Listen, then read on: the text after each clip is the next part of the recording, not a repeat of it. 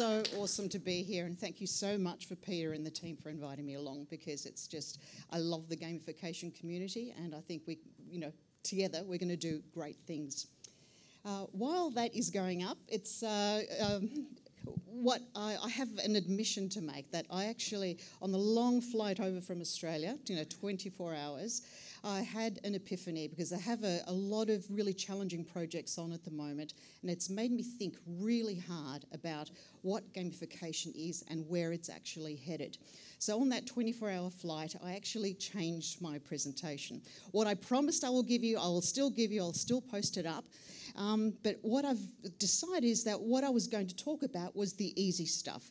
We're talking about sort of operational and strategic failures in our projects as gamification practitioners. But there is something a bit more insidious that I think we need to be sort of cognizant of, and that's the systemic failures that we're sort of all not sort of paying a lot of attention to, because there's a lot of noise evolving around the games and engagement and all that kind of thing.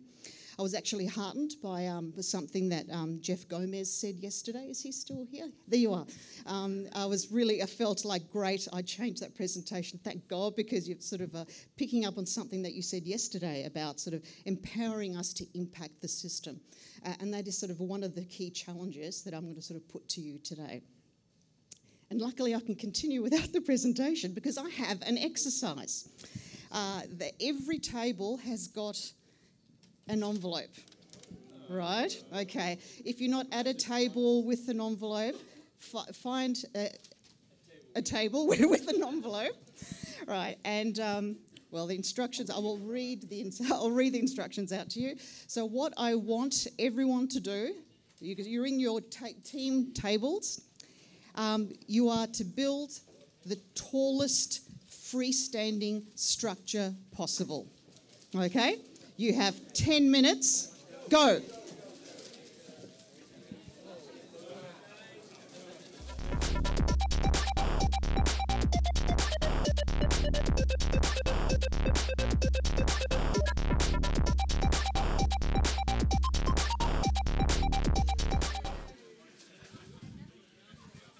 Okay.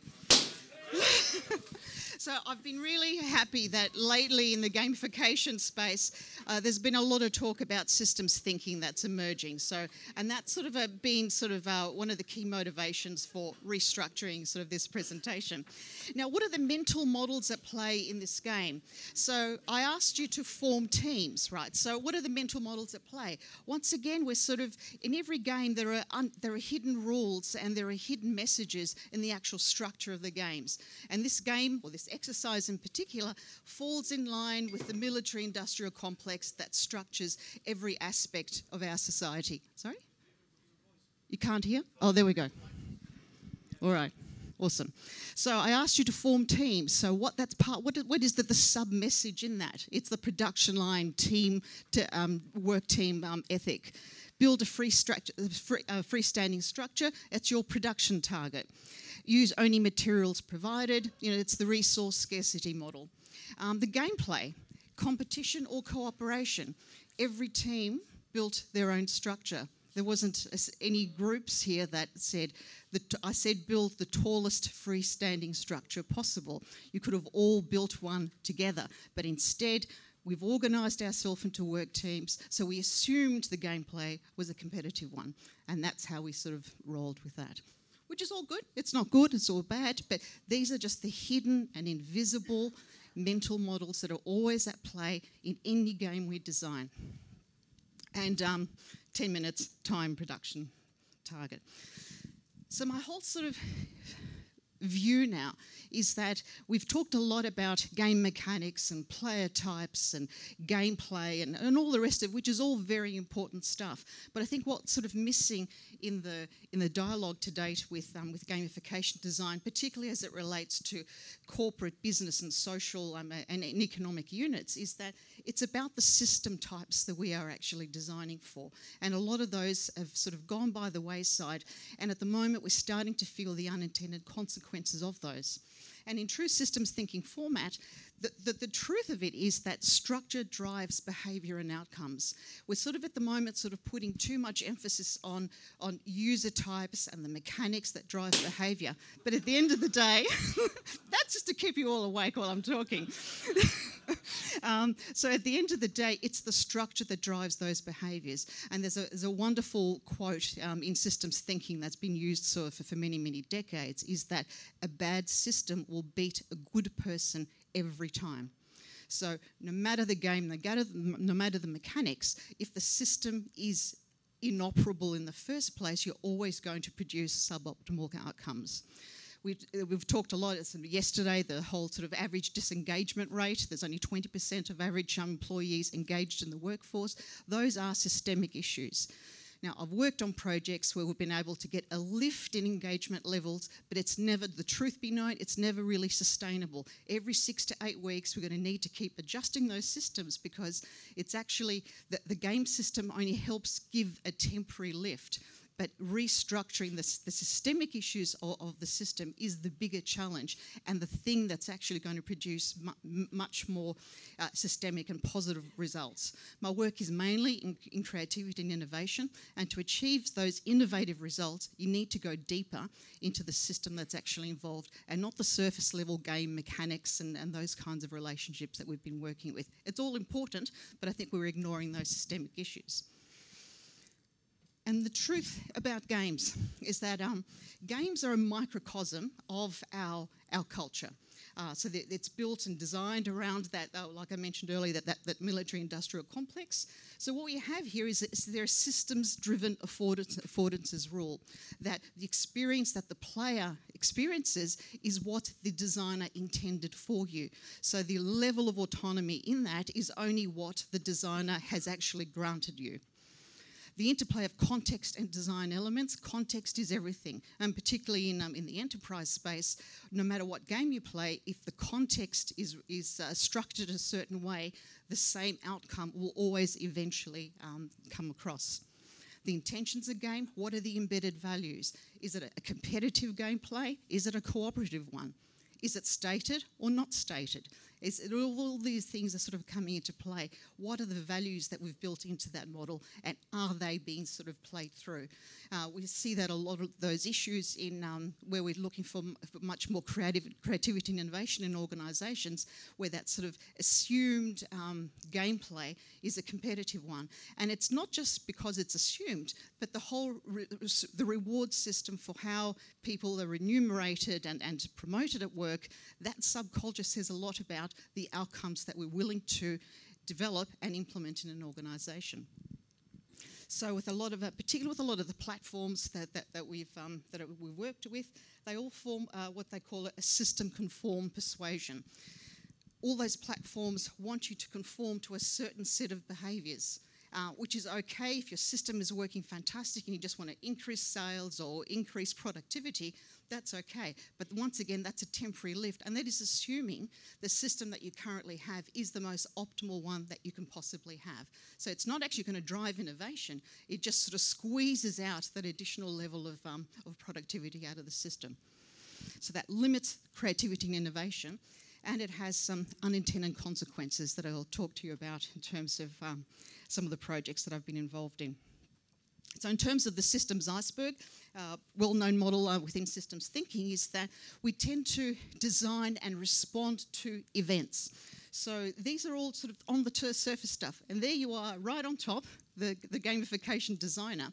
And in terms of the control and the brief that is afforded to you, a lot of the times we're really only responding to events. My staff have a low engagement level, sales are dropping, all that kind of stuff. So we tend to be responding to that. But if we go much deeper in terms of the patterns of behaviour, what is it about the system structure that is causing these repeated patterns of behaviour, regardless of what you eventually implement on the surface?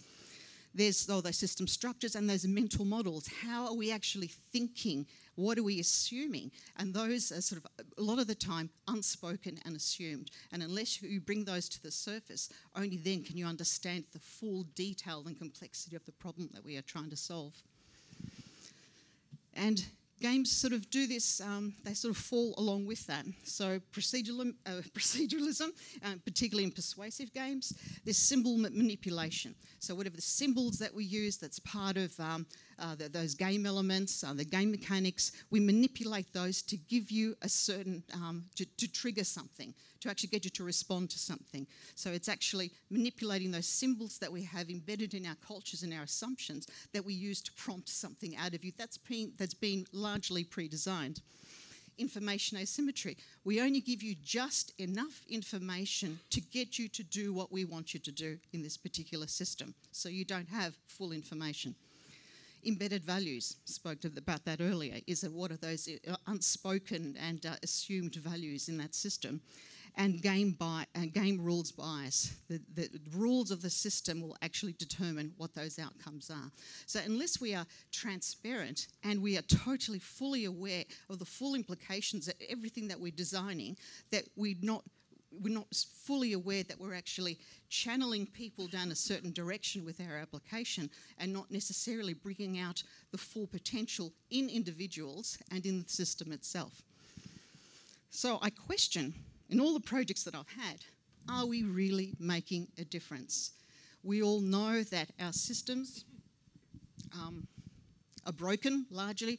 Education, healthcare, extraordinary high amount of disengagement in the workplace. Something is obviously not working. And as designers, are we helping to rethink that system to make a difference? Or are we trying to squeeze a little bit more life out of a system that's fundamentally broken?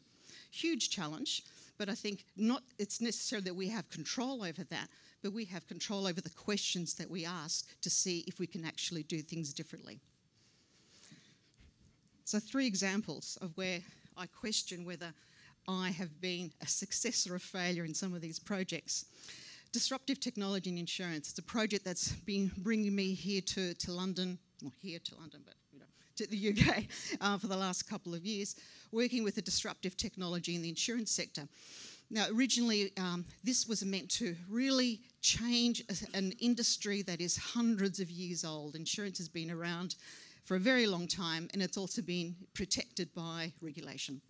But this new technology was going to change everything. It was going to lower the cost. We were able to, because you're lowering that cost, you're able to insure many more people. Currently, only 20% of the population have got some form of, say, life insurance. So, when something terrible happens in their families, they're left destitute. They'll lose their homes. There's a lot of issues associated with that. That was the intention. So we develop a disruptive technology with amazing interfaces, if I do say so myself, that produces an excellent customer experience. But as it turns out, 2 years later, this tool will now be effectively bought out by the insurance industry. So where it was intended to produce a positive social good will now become a mechanism to reduce costs out of big insurance companies. So their costs decline. A lot of people will lose their jobs, and people will be talking to our bots and algorithms. They still have a great customer experience, but was that what was inspiring me to work with this organisation in the first place? Insurance companies think it's a huge win, and I'm walking away thinking, well, I made some money out of that as a consultant, but is that going to give me sleep well at night? I'm not really sure, because the system still wins. The second one, personalisation of supermarket shopping. Loyalty industry has been, obviously sort of whining for a long time that high cost, low conversion of their loyalty programs. So with this one, developing amazing customer experience and interfaces, lots of great nudging and game mechanics within this sort of system, and also a fair degree of what I won't take credit for is the data mining and the personalisation of the shopper experience. But once again, they 3 times increased their conversion rate by 3 times. So now I'm thinking, great customer experience, conversion rates, excellent. They're the metrics that I always sort of sell to customers, but I'm helping an oligopoly of supermarkets sell more stuff to people, probably stuff that they actually don't need, and processed foods that they probably shouldn't be eating. So am I a success or failure? I don't know. I think it's a fine line between the both, and I think it's very difficult to say a project has been successful or it has been a failure, because I think there are always unintended consequences to those designs. the last one, teaching a 6-year-old how to be a hero. My son is currently 21. I shared some of the story sort of yesterday with a few people. He's currently 21. He's about to finish his Bachelor of Mechanical Engineering. He's a high distinction average student. So, yeah, great stuff. Stop posting, Mum, keep going. But 15 years ago, when he was 6 years old, he was misdiagnosed with a learning difficulty. The school called me up and said, well, he used to come home and complain that he was put in the dumb reading group. And I'm like, well, you've got extensive vocabulary. How did that happen? So I go to school and the teacher said to me, he's a bottom quartile child. And if he's feeling sort of anxiety that's in a dumb group, she effectively said, you're an overachieving mother, so you're making life really difficult for him. I'm like, it's always the mother's fault. Yes, I've seen all those horror films, so he'll eventually be a chainsaw massacre person because of me. Well, anyway, they gave him stuff to give him flashcards, reading, and they just sort of tortured the poor kid so much. Eventually, I just played to his strengths. He liked playing computer games, and in those days was Reader Rabbit, and I think they're still around, sort of those basic reading games, but he flourished and went through them fairly quickly. So by the end of that, sort of by 6 months later, we were fully fledged playing Age of Empires. Now, this game changed his life because he was a pharaoh. It was, I know, part of that whole sort of hero's journey. He was a hero in this kingdom. He wanted to learn how to read because he wanted to know what his next mission was. He wanted to do the math because only then could he calculate how much he had to mine, from which area to pull together to make things in part of his village. He had to understand strategy to defend his kingdom from everyone else. He had to build things and mine things. His life had changed completely. Understandably, his marks went up at school, and so by the end of the year, the teacher calls me in and says, wow, have you been using those flashcards and stuff? Because it's actually on top of the class now. And I said, no, we actually played computer games. And she said, well, that is a very bad thing. Very bad thing. Okay. So my husband eventually said, can you get him tested? Because maybe you're stuffing him up even more than what the system has anyway. So we had him tested. His IQ was in the 95th percentile, if that means anything to anyone. So I marched back at school and I'd said, you said to me bottom quartile, and, I know something about statistics and that sort of opposite end of the spectrum. What tests did you do? He said, oh, no, I didn't do any tests. That was my assessment of where he was at in life. So I'm like, and then I said, but, when this result here, what do you think about that? And she said, well, not everyone lives up to their potential. Right. And this is from a teacher who's in the business of potential. So it's all right. So my son has now had a different outcome. But what angered me 15 years ago and what drove me towards gamification is that the system was happy to let a bright kid fall through the cracks because somehow it didn't fit into the current mental model of what an ideal student should look like. And my annoyance with the system is that not that it sort of took a couple of years out of our lives to sort of adjust for a bottom quartile child, but I question how many kids has the system let drop out, and where are those kids now, and what are the social effects of that, because the system just was not coping with the current challenges that we're facing. So hence my reason for getting into gamification 15 years ago. Interestingly, a couple of years, it only sort of took a while for it to sink in. A year after that, I was working with a client on an innovation strategy. So I said, let's form, co-creation groups, be very creative, play some games, all that kind of stuff. It's known to produce some great outcomes. And he said to me, that sounds all really great, but our people that work here, they're not living up to their full potential. And I sat back and thought, where have I heard those words before? So the whole sort of issue about systemic structures is that it starts in one place and it infects every other part of the system as part of that sort of whole ecology. So when you're designing something, be very aware of the implications and what those consequences are thereafter. But also in terms of my son, yeah, all fair enough, he's sort of doing really well, but what did I actually teach him to do by playing Age of Empires? Age of Empires is a reflection of this current socioeconomic structure. It is a military-industrial model. So I've taught him how to work within the current system, but that game didn't teach him how to change that system to make a better place. So is that a success or a failure? once again. Okay, a little bit more on, how am I doing for time? 10 minutes, excellent, I'll race through. Okay, so gamification design. All design disciplines are about involving wicked problems. All design processes have exactly the same underlying principles. As you can see, many of the most sort of more popular ones there, and gamification design is no different.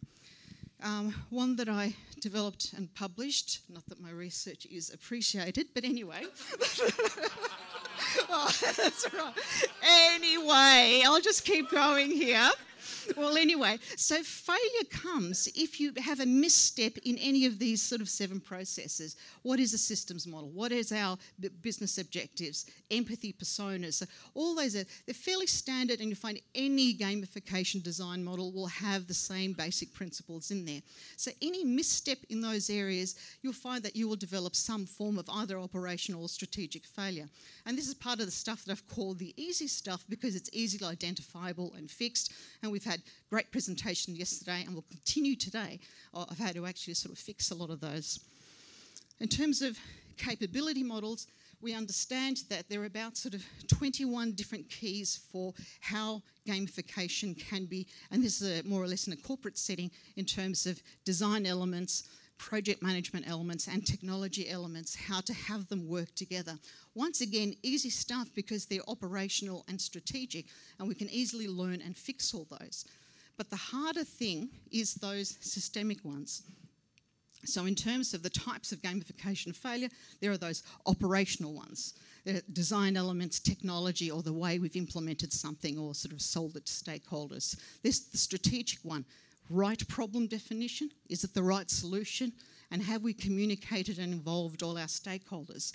The trickiest one, sorry to keep coming back to this, is the systemic ones. What is the underlying structure of the system that we're designing for? Is it amenable to change? Does it want to change? Does it say it wants to change but doesn't anyway? Say, no, thank you. The mental models and the whole sort of legacy of that system. Is it the legacy system of a 200-300-year-old insurance company? It's not likely to change easily. All right, so big picture. The systems thinking. Has anyone played the beer game? It's been around since the 1960s, yeah. Yeah, there is a digital one. I prefer the tabletop one, as you can see there. So for those not familiar with the game, it was developed by Jay Forrester, MIT, in 1960, and it still lives strong today. So it's a business simulation. Teams of 4 to 8 players, a workflow in 4 stages, which is manufacturer, distributor, supplier, and retailer. And for every game, you can have 1 or 2 people in each of those areas. Now, what this game has been run since the 1960s, has been the subject of so many academic and industry sort of publications about what the evidence of this game over time has shown us, is that negative feedback loops and time delays create oscillations in business performance. And the design of the game or the system will largely determine the outcome. And the outcome of this game is always the same because it's actually... And this game has been played in many different countries, many different age groups, many different demographics over a considerably long period of time. And it's proven time and time again that a singular structure of a system will produce exactly the same results.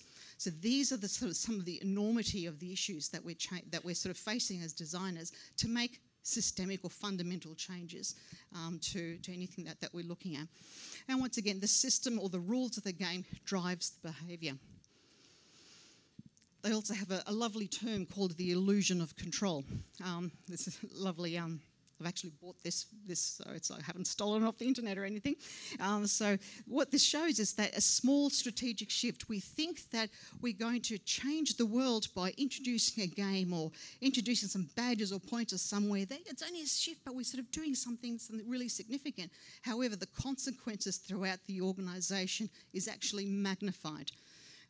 Worked in an area where in one area of the production line we've actually sort of had to gamify to improve absenteeism and productivity in one end.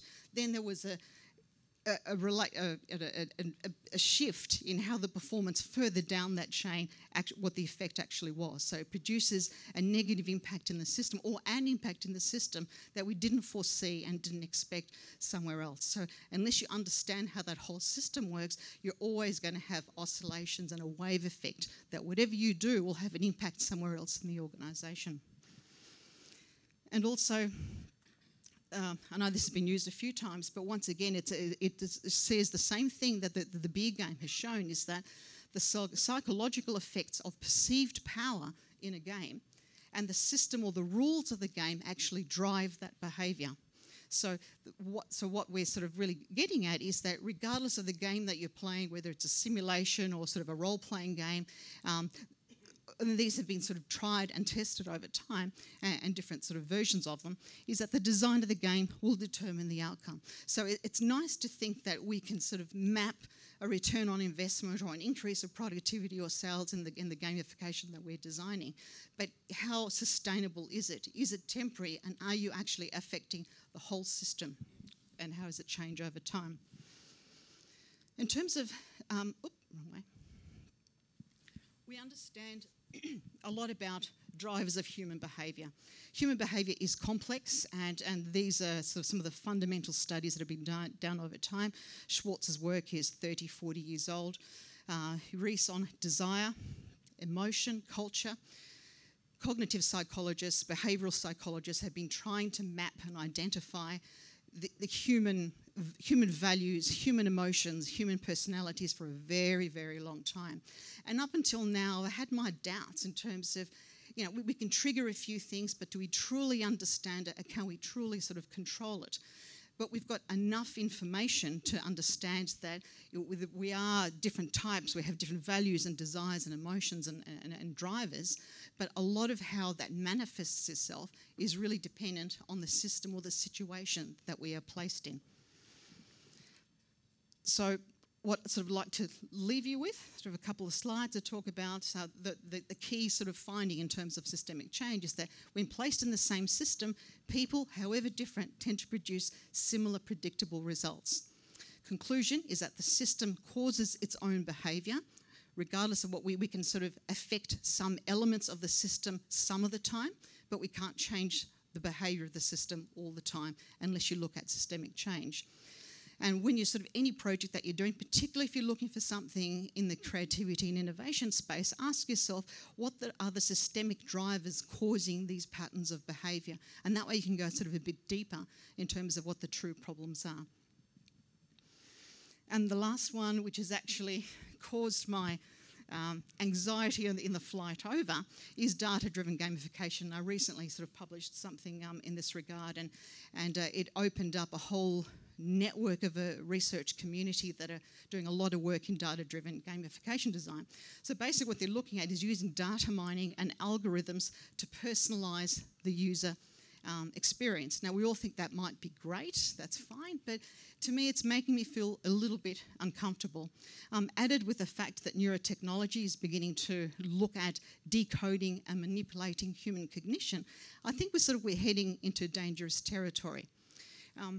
In terms of data mining and algorithms, we know from the hardcore gamer community that with a lot of the massively multiplayer online games, for example, I'll talk about World of Warcraft, is that the advent of the algorithm and the use of AI in a lot of the gameplay, those hardcore players are saying you are dumbing down the game.